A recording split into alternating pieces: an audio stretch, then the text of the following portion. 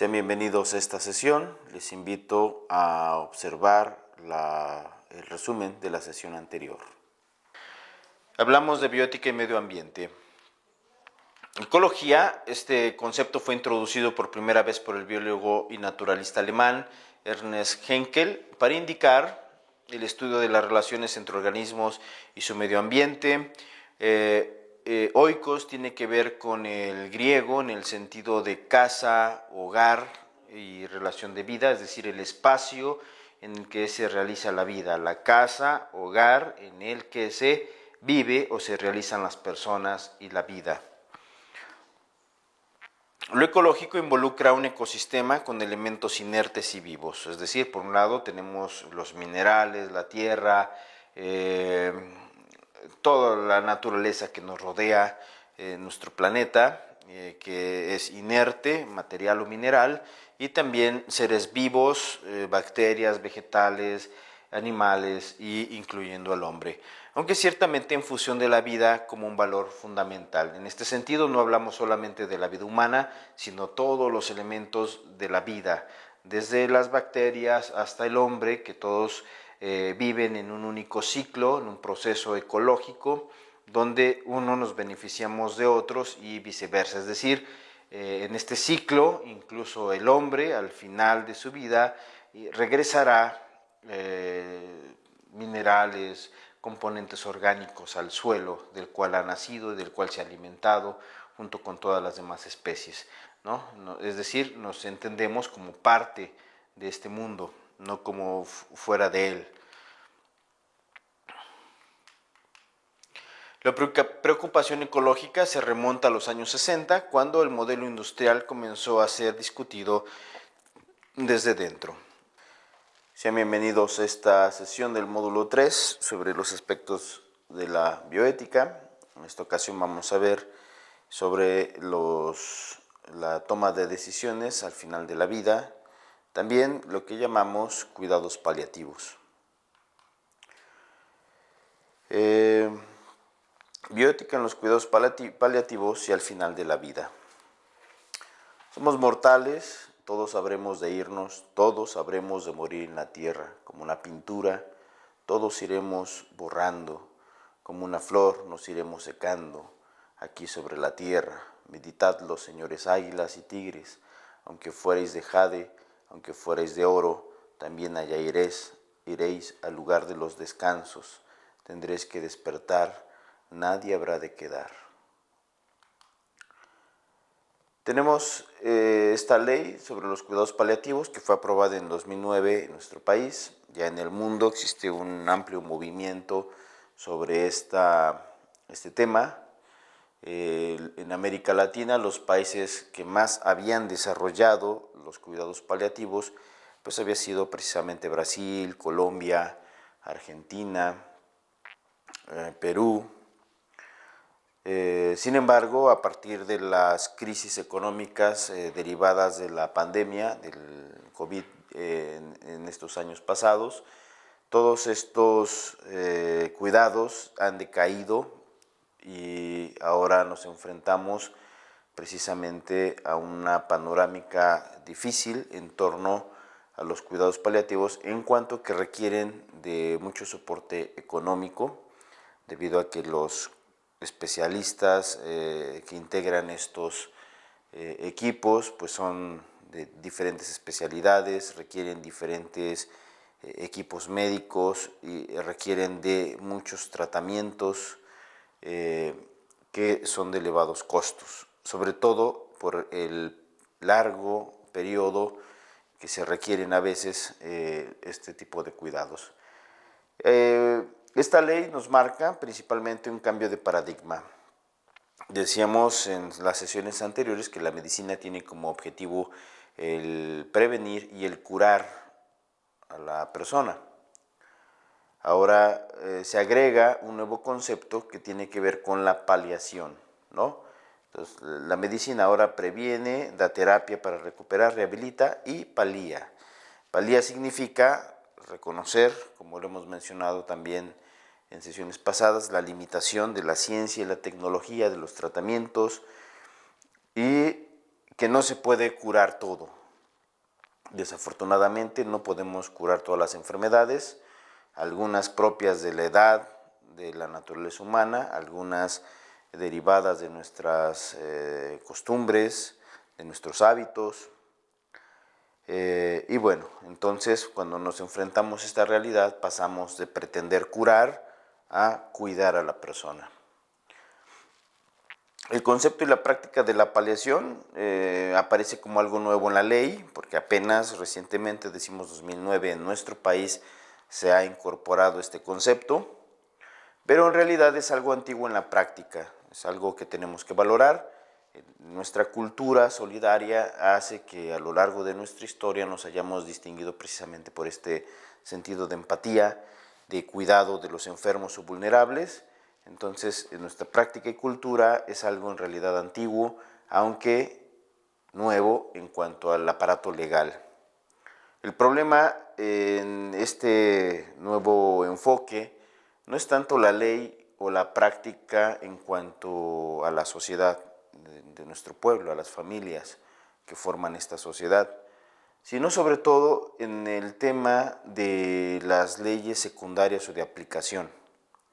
Ya hemos llegado a este año, hemos atravesado este periodo pandémico y sin embargo podemos decir que en realidad estos cuidados paliativos no se han aplicado o no se han desarrollado.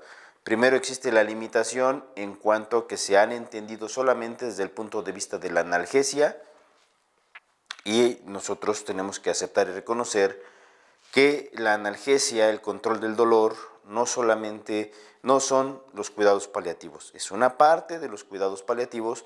Los cuidados paliativos requieren la implementación y la presencia de otros especialistas que ayuden a controlar otros síntomas distintos al dolor. Tienen que ver también con la rehabilitación paliativa, la higiene, la movilidad, la alimentación, el acompañamiento psicológico, espiritual del enfermo y su familia, preparándoles primero para tener una vida lo mejor posible, aún a pesar de la enfermedad y del cuidado que el enfermo necesita. Vemos la carencia institucional de la salubridad pública respecto al soporte de los enfermos crónicos o terminales. Se ven como incapacitados o deficientes. El acceso a los medicamentos, incluso de control de dolor, es todavía muy limitado. Hay muchos tabús, incluso en la formación de los médicos jóvenes, donde no se comprende precisamente el enfoque de la paliación del dolor, sobre todo en cuanto al uso de opiáceos y otras técnicas de control de dolor que tienen que ver más con los aspectos psicológicos. Por ejemplo, las técnicas de mindfulness que podrían ayudar en este tema de control de dolor en ciertas enfermedades. Se carece no solamente de la formación, sino también de la comprensión de estas técnicas y por lo tanto no se usan o no se han desarrollado en nuestro país. Estamos hablando entonces de patologías y situaciones que postulan los cuidados paliativos, como lo son las enfermedades terminales, enfermedades crónicas y crónico-degenerativas. Vemos cómo la progresión de estas enfermedades discapacitan a la persona para tener una vida adecuada, productiva, laboralmente hablando, productiva en el sentido social, productiva en el sentido del desarrollo y crecimiento personal. Y vemos la cancelación de los proyectos biográficos y la necesidad de ser cuidado. Vemos el crecimiento de los ámbitos de vulnerabilidad individual y también desafortunadamente sociales, en torno a todo este círculo que rodea a una persona enferma. Sin embargo, sí tenemos que reconocer que esta ley de cuidados paliativos es un fenómeno de gran relevancia social, no solamente en lo personal y psicológico, ¿no? Porque cada año son miles y miles los pacientes que mueren pasando por una enfermedad terminal y miles los que viven con una enfermedad crónico-degenerativa. Necesitamos el desarrollo de todo un aparato que nos ayude a cuidar, a soportar, en este sentido, de proveer de los medios necesarios para una vida digna de estas personas, de parte del Estado, de la sociedad, que también debe de sumarse y colaborar en este cuidado mutuo, ¿no? Recordemos que finalmente en nuestra vejez, o incluso antes, la naturaleza humana, nuestra biología es vulnerable, podemos enfermar todos de cualquier enfermedad y pasar a este capítulo de los cuidados paliativos. Es por el bien de todos en realidad, por tener una vida digna, incluso con este diagnóstico, y también una muerte digna. La enfermedad terminal y la muerte no son solamente un fenómeno clínico o médico, son ante todo una realidad personal, algunos autores, y como lo he mencionado también en estas sesiones, biográfica, ¿no? Biográfica en cuanto que irrumpe en la vida de una persona y modifica todos los aspectos de su vida, desde la percepción de sí mismo, desde el aspecto psicológico interior, social, laboral, y también respecto a las expectativas de crecimiento o de proyectos futuros. Es decir, involucra al mundo espiritual, emocional del sujeto, de sus familiares y de los profesionales y voluntarios. Todos se ven involucrados a partir de este acontecimiento del diagnóstico de una enfermedad crónica, grave o terminal.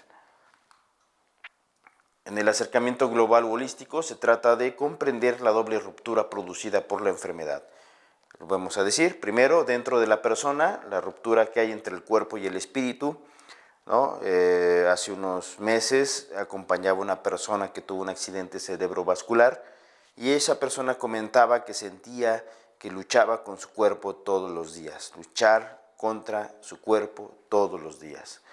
Se sentía limitado, discapacitado, por así decirlo, en su movilidad, en su apariencia física, la dependencia al respecto de otras personas que tenían incluso que ayudarlo a cambiarse, a vestirse, a ir al baño, a alimentarse, ¿no? Entonces vemos esa lucha entre radical del cambio de una forma de vida, de autonomía, de desarrollo profesional, a una realidad limitada, dependiente, y bueno, genera este dolor o este sufrimiento interior.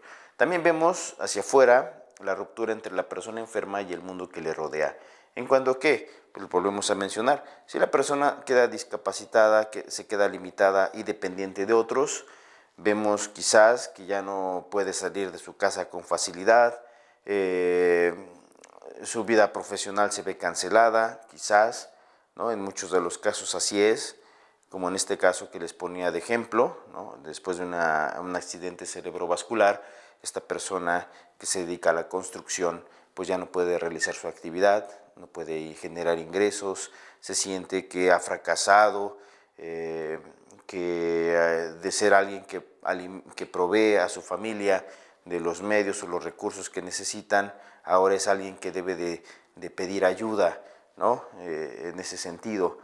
También me comentaba de cómo progresivamente sus amistades se fueron alejando, al punto que padece soledad, ¿no? Se ve recluido a su habitación porque no puede salir, porque no hay nadie que le acompañe, y entonces también sus amistades que lo rodeaban en sus épocas de éxito en la enfermedad le abandonan y padece de cierta soledad. Tenemos también este otro concepto que tiene que ver con la limitación del esfuerzo terapéutico o LED.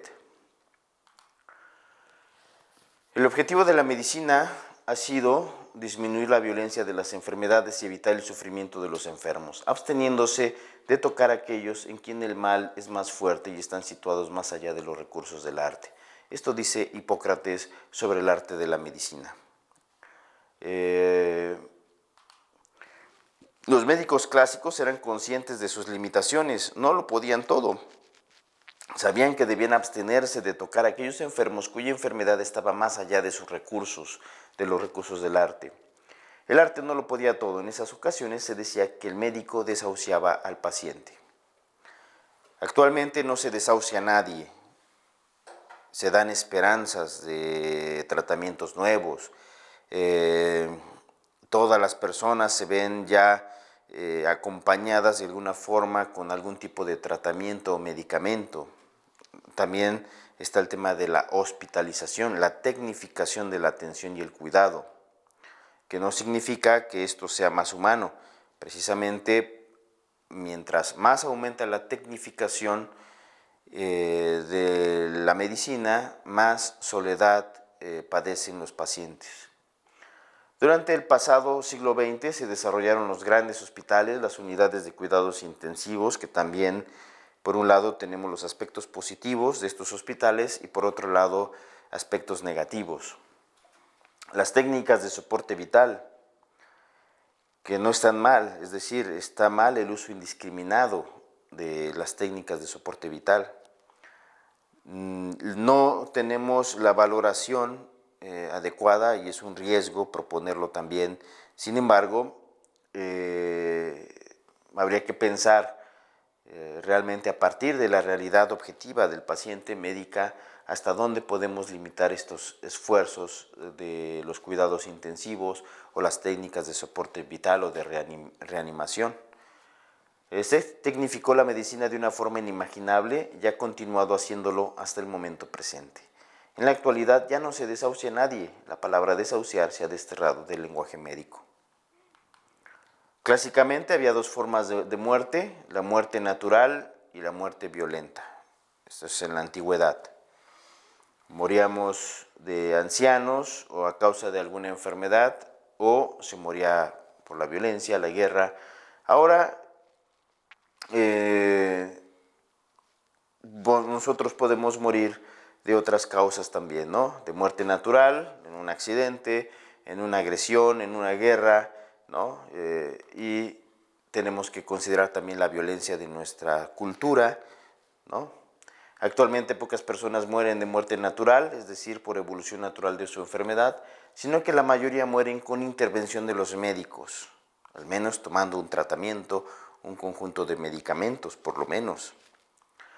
Lo que modifica y alarga este proceso natural de la enfermedad terminal. Ahora podemos decir que o se muere de muerte intervenida o se muere de muerte violenta. Ahora tenemos esas dos muertes. También sigue la muerte por accidentes, desafortunadamente, pero la gran mayoría de personas moriremos quizás con esa intervención médica hospitalaria o de muerte violenta.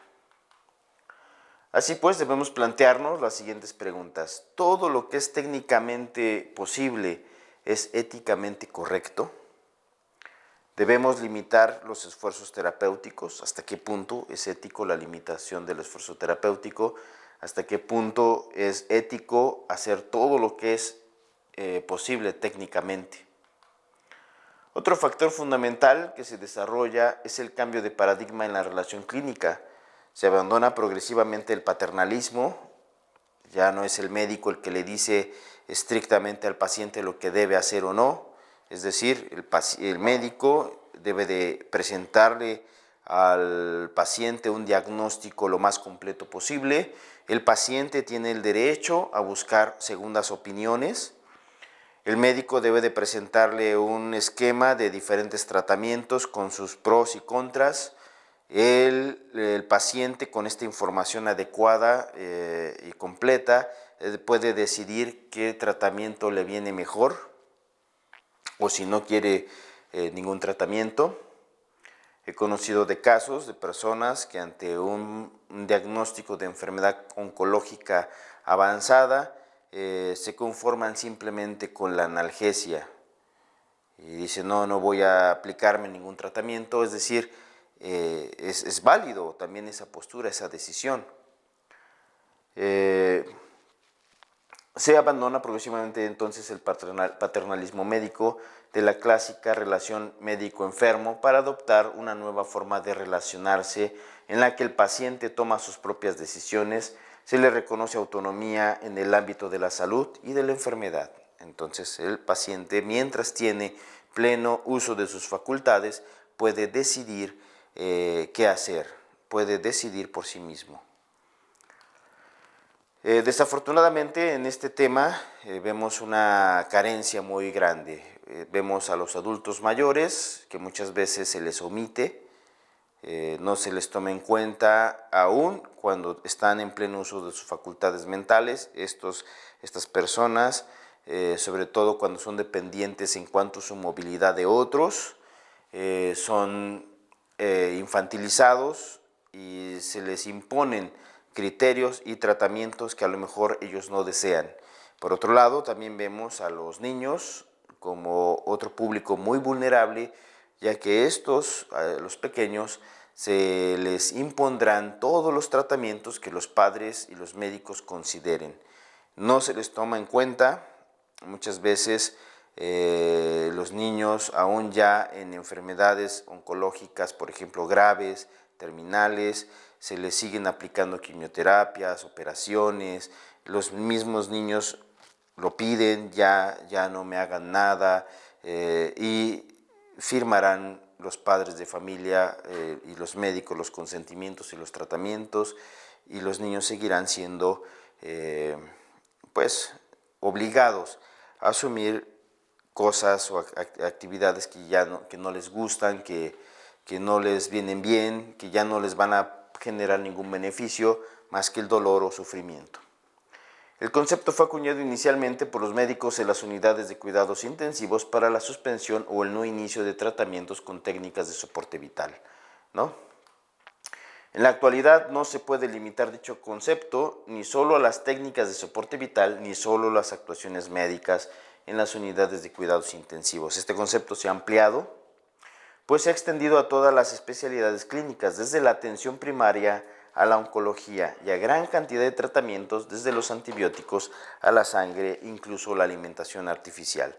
También tenemos que valorar este tema de la sangre. Por ejemplo, hay en ciertas culturas o creencias religiosas donde no se puede aplicar una transfusión de sangre.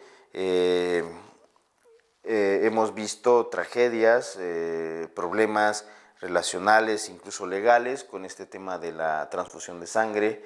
En el ámbito de ciertas creencias religiosas también, la violencia contra la mujer es cruenta. Hay muchos ejemplos que se pueden citar, y bueno, falta mucho desarrollo cultural humanizante en cuanto a todo esto en la relación con personas vulnerables o dependientes de otros. La definición subraya dos cuestiones muy importantes: que el paciente no tenga expectativas razonables de recuperación. Estamos hablando de las cuestiones que se deben de considerar para la suspensión de un tratamiento.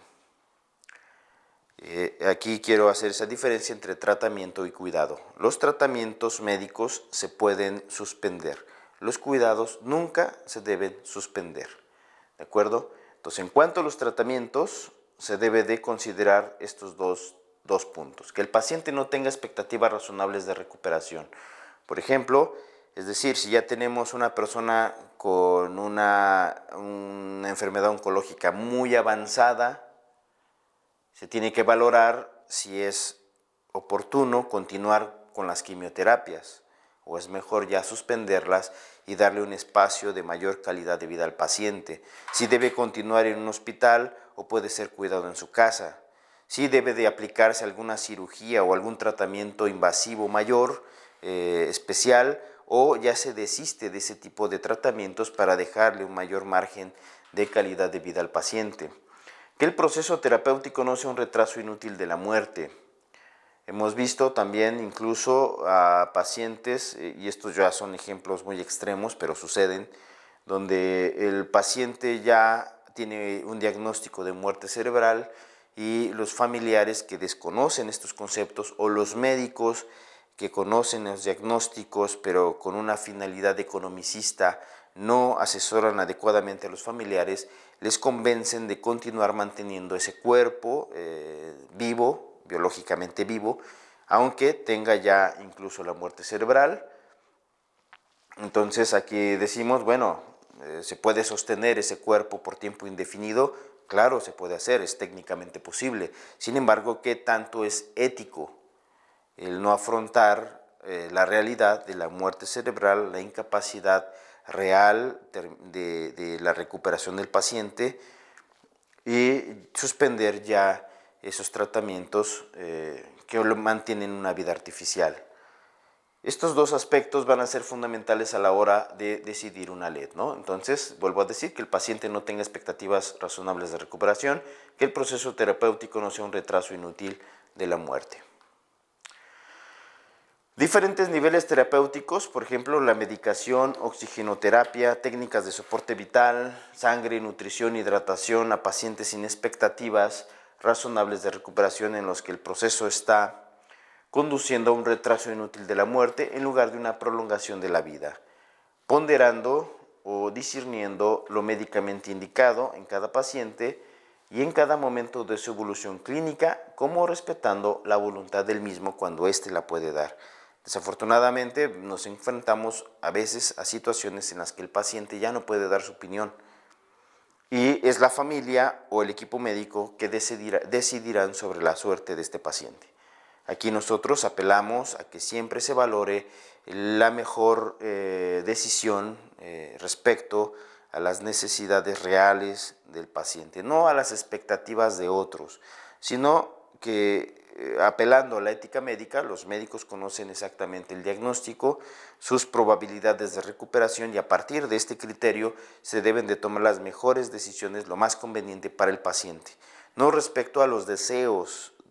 Obviamente nadie desea que un ser querido muera, pero tampoco deseamos que un ser querido mantenga un estado de sufrimiento por tiempo indefinido. Y entonces a veces es necesario aceptar ese hecho de la propia mortalidad, la mortalidad del otro. Se distingue entre conservar y prolongar la vida. La conservación no es una obligación. La conservación, perdón, es una obligación, pero solo mediante medios ordinarios. Vuelvo a decir, la conservación de la vida es una obligación, pero solo mediante medios ordinarios. La prolongación de la vida no es una obligación moral. Hay que tener en cuenta el esfuerzo que supone para el paciente mantener esta dinámica, el coste económico también, entramos en este terrible concepto de los costes económicos, la esperanza de vida, la proporción entre el medio utilizado y el beneficio recibido. Se ve desproporcionado hacer una cirugía mayor cuando esta ya no es necesaria y es posible incluso que el paciente muera en esa cirugía, sin que haya expectativa de recuperación. Otra cosa muy distinta es cuando hay cirugías muy riesgosas o peligrosas, pero que sin embargo garantizan, en caso de éxito, una recuperación del paciente. ¿Sí? Ahí, en esa última idea que acabo de comentar, es válido hacer un tratamiento mayor, una cirugía mayor, de riesgo, pero cuando no existen esas posibilidades reales de recuperación, no es válido, no es ético. Se podrá valorar bien entre los medios poniendo en comparación el tipo de terapia, el grado de dificultad, el riesgo que comporta, los gastos necesarios, las posibilidades de aplicación con el resultado que se puede esperar de todo ello, teniendo en cuenta las condiciones del enfermo y sus fuerzas físicas y morales. Para facilitar la aplicación de estos, hay que considerar que a falta de otros medios es lícito recurrir con el consentimiento del enfermo a los medios puestos a disposición por la medicina más avanzada, aunque estén todavía en fase de experimentación y no estén libres de todo riesgo. Pero en este concepto que estamos hablando en esta diapositiva implica el consentimiento informado. En la década de los 2000 al 2010 hubo una pandemia muy extendida de ébola en África y se aplicaron sueros o medicamentos experimentales.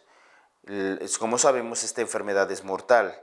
Sin embargo, ante la urgencia es válido, con el consentimiento del paciente, la aplicación de medicamentos experimentales. Pero, vuelvo a subrayar este concepto que es muy importante, debe de mediar el conocimiento y el consentimiento del paciente respecto a los tratamientos que se le proponen, versus en contra a la postura que acaba de pasar en la pandemia donde el conocimiento sobre los tratamientos fue muy deficiente respecto al público en general, y hubo hasta cierto punto una imposición, hubo sanciones, hubo leyes o aplicaciones de medidas que iban en detrimento de los derechos de la persona: derecho a la movilidad, derecho al trabajo, la obligatoriedad de un tratamiento desconocido y en fase experimental que fue la vacuna,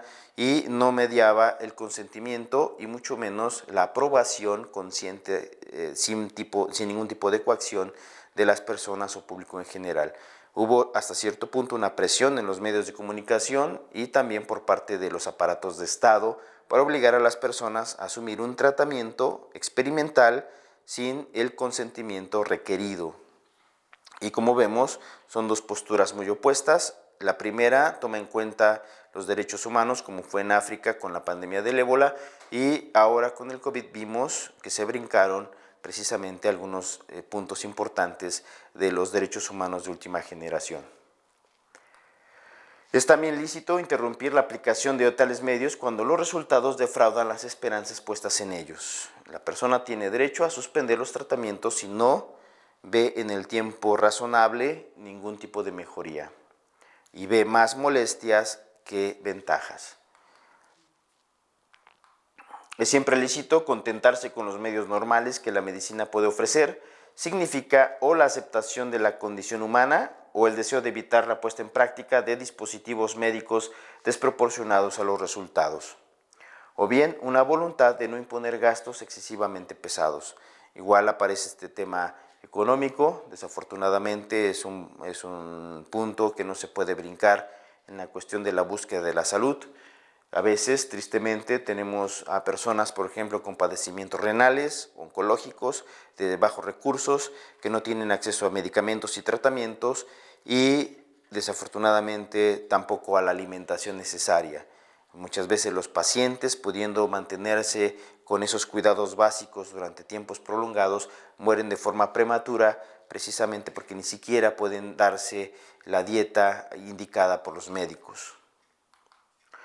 Ante la inminencia de una muerte evitable, es lícito en conciencia renunciar a unos tratamientos que procurarían únicamente una prolongación precaria y penosa de la existencia, sin interrumpir, sin embargo, las curas normales, los cuidados. En la reflexión actual sobre el problema de la limitación del esfuerzo terapéutico, prefiere abandonar la terminología de los medios ordinarios o extraordinarios, incluso la más reciente, medios proporcionados o desproporcionados, por la ambigüedad que estos conceptos nos presentan y su subjetividad, en favor de la más utilizada en el ámbito clínico, con la que los médicos se encuentran más a gusto y también quizás son más comprensibles para los pacientes y el público en general: lo indicado, lo no indicado y lo contraindicado. El tratamiento indicado es aquel cuya eficacia en la curación de un determinado proceso o el mantenimiento de una aceptable calidad de vida es admitida en la comunidad científica, basada en la evidencia de la experiencia y el estudio clínico. El tratamiento no indicado es aquel cuya eficacia no está aprobada por la comunidad científica, si bien se le puede presuponer empíricamente algún efecto beneficioso y ningún efecto adverso grave. Este tratamiento no indicado muchas veces se puede decir que es bueno en el sentido que provee de consuelo, de alguna percepción de bienestar en el paciente, siempre y cuando no haga daño al paciente se puede hacer. Vemos los tratamientos alternativos como este tipo de tratamientos no indicados, pero no nocivos. Tratamiento contraindicado es aquel que incide de forma negativa en la enfermedad o en el enfermo, pudiendo provocar su aplicación la muerte del mismo. Su utilización, por tanto, está proscrita, prohibida. Se deben articular dos factores para saber cómo aplicar esta ley. Habíamos hablado, está la parte objetiva, si está indicado, no indicado o contraindicado; la parte subjetiva, que tiene que ver con la voluntad del paciente. La decisión que tomemos va a estar siempre en función de estas dos variables. A la hora de enfrentarnos a un paciente determinado, tenemos tres posibilidades. Al creer que una prueba diagnóstica o un tratamiento está claramente indicado, dudosamente indicado o no indicado. La decisión que podrá tomarse contando con la voluntad del paciente, contando con la voluntad de la familia en caso de no ser capaz o competente, o solo por decisión del médico. En muchos casos de urgencia no se puede congregar a la familia, ni siquiera a un comité de bioética. Son los médicos en el quirófano o en la cama del hospital que deberán tomar las decisiones, las mejores decisiones en ese momento. Y bueno, esa es la realidad de la práctica médica hospitalaria.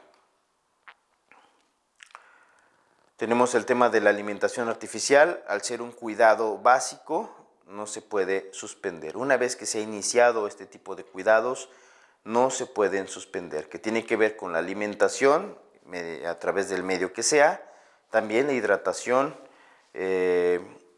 no se pueden suspender, porque básicamente se consideran cuidados. Si es un tratamiento, si fuera un tratamiento, es susceptible de ser suspendido como el resto, según el balance riesgo-beneficio. Pero si se considera un cuidado, hay obligación de mantenerlo y no puede ser retirado. Un cuidado, una vez que se inicia, no se puede suspender. Los cuidados son irrenunciables, se tienen que aplicar a todos los sujetos independientemente de su situación y su pronóstico. La higiene corporal, el cuidado de las mucosas, el manejo de las excretas, la movilidad, los ejercicios de rehabilitación paliativa, la higiene en general, dental, de manos, de pies, corte de cabello, de rasurar la barba a los pacientes, todo ese tipo de cuidados se deben de llevar adelante. La alimentación e hidratación artificial aparece como algo necesario cuando los pacientes no son capaces de insalivar, deglutir o asimilar por sí solos los alimentos o líquidos necesarios para su subsistencia. La nutrición artificial enteral con sondas nasogástricas o parental, inyectando el alimento en una vena a través de un catéter. Bueno, vemos que en algunos casos esta alimentación es algo transitorio.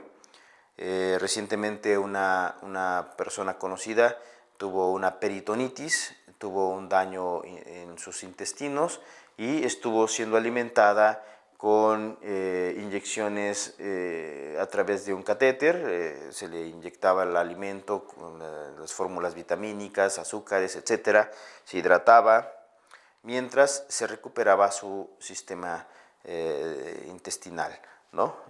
Bueno, ahí es bastante entendible que es algo transitorio, que hay una expectativa de recuperación, y aunque no fuese así, mientras la persona está viva y requiere de este cuidado, pues se le debe de proveer, porque recordemos, la alimentación y la hidratación son cuidados básicos.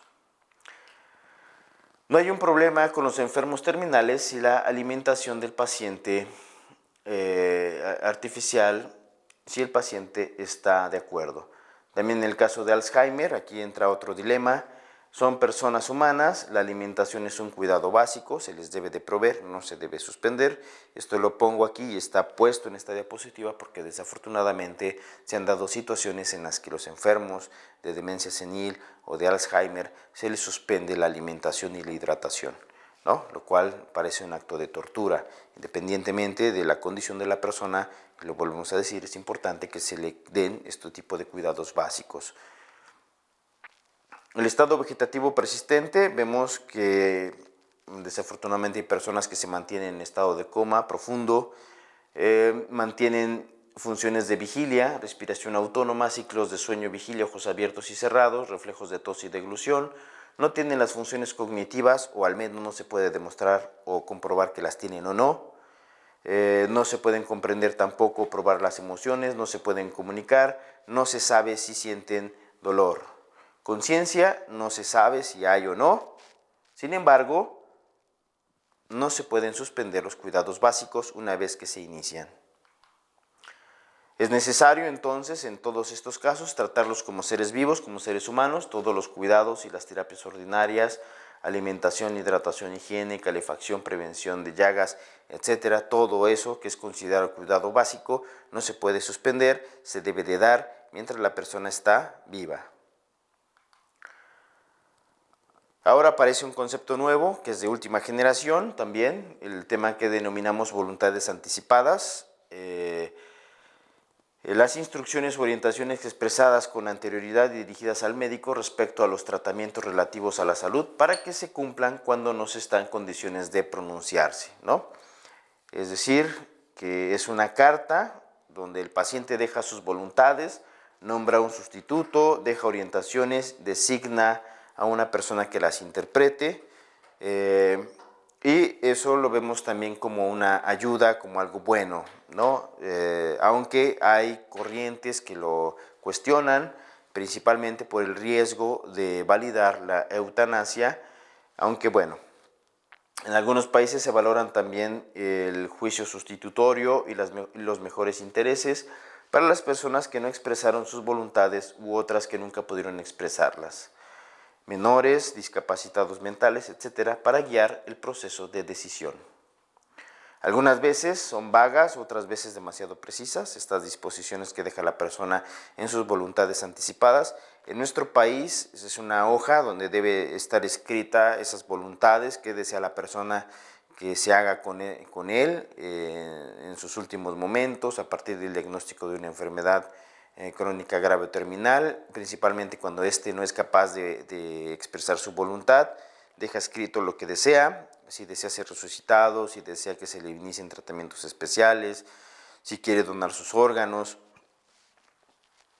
Muchos estados no lo admiten por el riesgo implícito de legitimar la eutanasia y puede, yo en el sentido positivo lo veo así, puede ayudar a tomar una decisión y quitar el problema del conflicto ético-moral a la familia que debe decidir sobre la suerte de un paciente.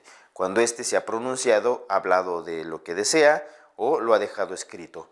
En México se puede hacer con la firma de 2 testigos o con una carta notariada y es legal.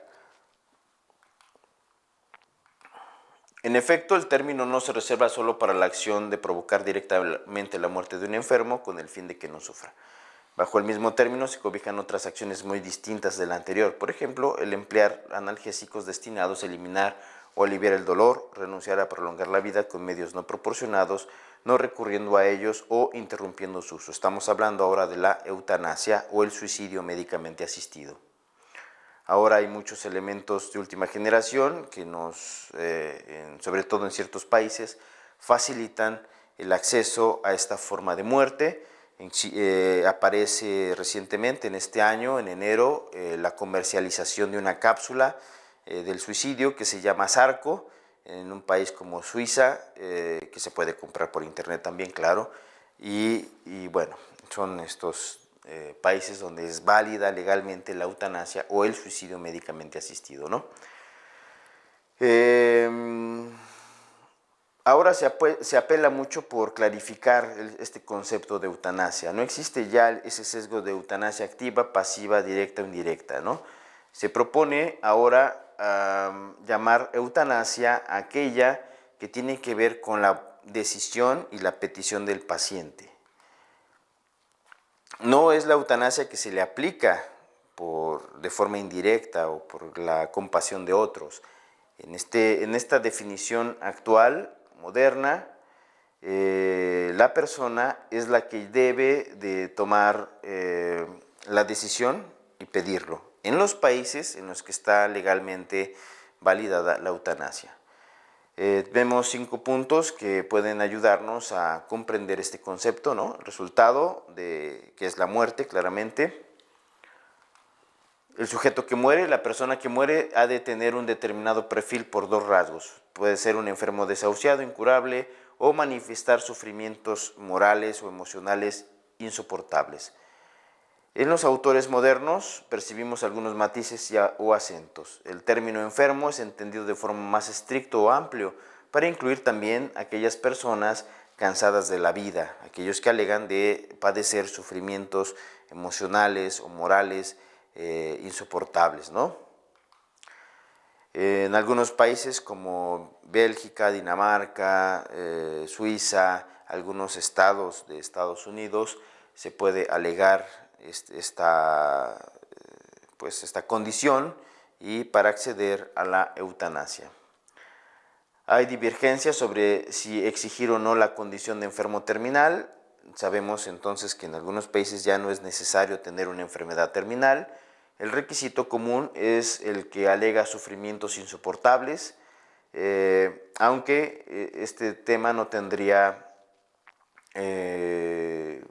aplicación en todos los casos, aunque en realidad, digamos, está el término o la condición de enfermos vegetativos donde no pueden expresar si tienen o no padecimientos insoportables. Entonces, a estos enfermos que están en este estado vegetativo, si se les aplicara una eutanasia de forma compasiva por parte del equipo médico familiares, según esta nueva definición de la eutanasia, al menos la que es válida hasta este momento, estarían incurriendo en homicidio, porque no consta, según la nueva definición, la voluntad manifiesta del paciente, el deseo de morir. Como no se sabe, no se le debería de aplicar, es decir, tenemos el compromiso de mantener la persona con los cuidados básicos el tiempo que ésta lo necesite. Estas diferencias parecen secundarias frente a la principal, que versa sobre si la petición del enfermo es o no un elemento esencial de la definición. Generalmente este matiz se expresa con el adverbio directamente o con el adjetivo directo. Bajo tales términos hay una realidad muy concreta en cuanto al modo de producirse la muerte, con productos letales en forma de inyección. El móvil de la acción viene motivada por el deseo de acabar con los sufrimientos del paciente. Tal objetivo, además de otras circunstancias, diferencia la eutanasia de otras formas de poner fin a la vida de una persona por otros móviles. Este elemento es comúnmente considerado como parte esencial de esta definición, con la salvedad antes apuntada de la eutanasia, aplicada en algunos casos, por ejemplo, a enfermos en estado vegetativo. También el término eutanasia comporta muchos riesgos. El paso de la muerte pedida a la muerte no pedida. Podemos ver ese riesgo, sobre todo cuando vemos personal médico, pues que está enfocado más en la adquisición de bienes, de dinero, de costes, que en cuidar o atender al paciente. También una familia que tenga otros móviles para acelerar la muerte de una persona, ¿no? Entonces, hay riesgos claros que deben de cuidarse. El agente de la muerte, que la eutanasia es practicada por un médico bajo su dirección, o se explicita o se da por supuesto. Sin embargo, existe una corriente radical muy minoritaria, partidaria de desmedicalizar la eutanasia, que quede bajo la responsabilidad del propio paciente que lo solicita. Llamamos eutanasia solo a la muerte pedida por el paciente o también a la no solicitada por él. Durante mucho tiempo la definición de eutanasia ha acentuado la muerte por piedad, ha incluido tanto la voluntaria como la no voluntaria, ¿no? Y en este sentido, designar únicamente a la eutanasia, a la muerte pedida por el paciente, es esencial, ¿no? Es decir, lo vuelvo a repetir, es muy importante que en los países en los que está validada la eutanasia exista la petición explícita del paciente, de otro modo se estaría cayendo en un homicidio. Vemos casos en Inglaterra o en Estados Unidos a los médicos, que se les llama médico muerte como apelativo, de médicos que en el ejercicio profesional han ayudado de forma voluntaria, pedida por los pacientes, o involuntaria, alegando compasión por personas enfermas o de la tercera edad que les han ayudado a morir, ¿no? Entonces son médicos que han sido enjuiciados y que están en la cárcel en la actualidad, aunque alguno creo que se ha suicidado en Estados Unidos recientemente. Bueno, suicidio médicamente asistido tendría una triple ventaja sobre la eutanasia. Queda más realzada la intervención del paciente, su autonomía, pues él mismo realiza el acto que provoca la muerte. Algunos médicos se sienten más tranquilos por el suicidio médicamente asistido, por ser su cooperación a la muerte del enfermo más remota y alejada en el tiempo. Es decir, el médico solamente emitirá una receta con medicamentos letales y el momento, la hora de la aplicación queda en manos completamente del paciente. Esto nos comporta graves riesgos. Primero, que los medicamentos no se usen o se usen de una manera inadecuada, provocando sufrimiento en el momento de la muerte, una agonía larga o dolorosa, angustiosa. También se ve un aumento en la angustia de los pacientes al tener los medicamentos letales ahí guardados, y la idea que está entre el deseo de morir y no morir en debate interno genera angustia y sufrimiento también. Un estrés que no es necesario. Bueno, algunos consideran menos humano, más sin misericordia, más duro dejar en manos del mismo enfermo la realización del gesto mortal. Además, en caso de producirse problemas, como lo habíamos comentado hace un momento, en la toma del producto letal, la presencia del médico en ese momento no es tan segura como en el caso de la eutanasia. Y también si el paciente decidiera echarse para atrás en el momento que se está aplicando un medicamento, quizás no exista nadie que le pueda dar un soporte, un antídoto o lo que necesite para no morir. Las razones de la movilización por la gente que está a favor de la eutanasia, ¿no? Alegan la autonomía del paciente, su dignidad, la calidad de vida, la piedad de terceros, aceptando colaborar para liberar de sufrimientos al enfermo. Algunos los sondeos actuales admiten las limitaciones al frente opositor a la despenalización, que incluye también a la mayoría de la opinión pública. Algo parecido revelan las encuestas respecto a los profesionales sanitarios. La gran mayoría de las personas no están a favor de la eutanasia. Sin embargo, se ve un auge de esta idea en los círculos entre intelectuales y en grupos sociales en general. Sí hay un crecimiento a favor de la eutanasia, y la prohibición parece muy minoritaria en algunos círculos sociales. Sin embargo, a pesar de este clima, la gran mayoría de los órganos legislativos de los países occidentales y de los partidos en ellos representados se niega a la despenalización. Primero está el rechazo absoluto. Se apoya la idea de que toda la vida humana es inviolable, que no le compete al hombre decidir cuándo debe morir una persona. También está la oposición, una oposición no tan de principio, acude al conocido argumento de la pendiente resbaladiza, que se ampara en las consecuencias funestas derivadas de la autorización de la eutanasia y del suicidio médicamente asistido. Primero, que se pase de lo pedido a lo no pedido, o que se manipule a una persona, como lo hemos visto también en las redes sociales, para que se suicide. Que conveniente sería manipular a alguien que se interpreta como carga para que este mismo decida morir. También vemos como cuestionable la aparición del suicidio infantil, entendiendo que la psicología infantil, el concepto de muerte no es muy claro, no es comprensible para un niño esa idea de la muerte total, absoluta, y el hecho de que un niño solicite la eutanasia debe de cuestionarse debido a esto que acabo de mencionar, que la poca comprensión del concepto muerte en ciertas etapas infantiles. A estas dos viejas formas de argumentar, más recientemente se ha unido el tercer planteamiento, que apela a las carencias de los cuidados paliativos, ¿no? Se ve como muy cuestionable que en algunos estados se promueva la eutanasia, haciendo una valoración entre el coste económico de la eutanasia y el coste económico de los cuidados paliativos. Lo democrático, en realidad, es que la persona tenga por lo menos opciones para elegir. Es inmoral, falto de ética, imponer solamente una opción, en este caso la más económica para el Estado.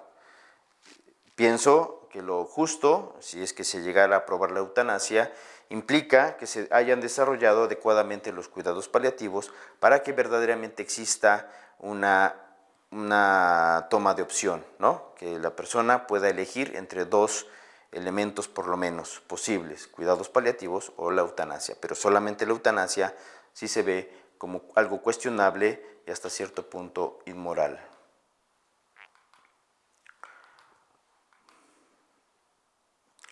Estas acciones pueden ser o no una solución aceptable desde la conciencia, desde los valores, independientemente de lo que digan las leyes. Está también la base de creencias religiosas y culturales. En la reflexión actual, se denomina la idea de que la eutanasia y el suicidio médicamente asistido son una opción moralmente aceptable, una forma lícita de disponer de la propia vida que le pertenece a cada quien. No se ve por qué la libertad humana tiene que pararse ante las puertas de la muerte, ante la última libertad. Poder disponer del propio morir en cuanto al momento y forma, se dice, es un derecho fundamental derivado de los derechos de la primera generación. La reflexión tiene su cabida lógica dentro de las morales de autonomía. Pero la afirmación del poder sobre la propia vida no ha de ocultar dos aspectos. Primero, su carácter trágico y su dimensión moral. Carácter trágico en cuanto que debemos cuestionarnos las deficiencias, los fallos de la sociedad, de las instituciones que hacen que una persona desee morir, ¿no? Eso es lo trágico, que una persona se sienta aislada, sola, que se sienta una carga para los demás, que no pueda acceder a los tratamientos que necesita para sus cuidados básicos, para la paliación de su dolor, y a partir del conjunto de estos factores que estoy mencionando, esa persona desea morir. Es algo que debería de cuestionarnos como sociedad. ¿Qué está pasando en nuestra sociedad actual deshumanizada que estas personas vulnerables prefieren morir, lo piden, ¿no? Mientras que en otras épocas, incluso muy anteriores, en la prehistoria, vemos a comunidades neandertales o de otras especies de homínidos con la capacidad de cuidar a sus miembros vulnerables, heridos o enfermos. Se han verificado entierros de 100.000, de 60.000 años en condiciones de recolección y de caza, donde estas tribus nómadas, aparte, pudieron cuidar desde la infancia hasta su muerte a una persona enferma o discapacitada. Y en nuestra cultura actual no se ve qué pretexto, qué concepto, qué idea puede fundamentar la ética del no cuidado. Creo que nosotros en nuestra cultura contemporánea tenemos muchísimos más recursos que personas que vivieron en ese periodo en condiciones de recolección o de caza. Ellos nos enseñan precisamente este concepto de la compasión, del cuidado, aún en esas circunstancias, y bueno, nos tendríamos que cuestionar por qué nuestra modernidad nos ha deshumanizado al punto que la idea de cuidar se ve como cargar, soportar en forma despectiva a la persona que necesita estos cuidados. Y bueno, pues les agradezco mucho su atención. Bueno, como hemos visto, todo este tema es bastante complejo, desafortunadamente se cuenta con poco tiempo para su desarrollo, pero sí podemos reflexionar quizás estas ideas finales. ¿Qué está pasando en nuestro mundo que no nos capacitamos para el cuidado de otros? Creo que sería una buena tarea investigar qué países han validado la eutanasia, cuáles son los medios que existen para la eutanasia y cuáles serían las respuestas adecuadas, no de oposición a este fenómeno, sino cuál sería una respuesta humanizante, humana, frente a estas realidades que nos hablan precisamente del desistir en el cuidado de la persona que se ve como vulnerable. En una cuartilla se puede presentar esa conclusión. Muchas gracias.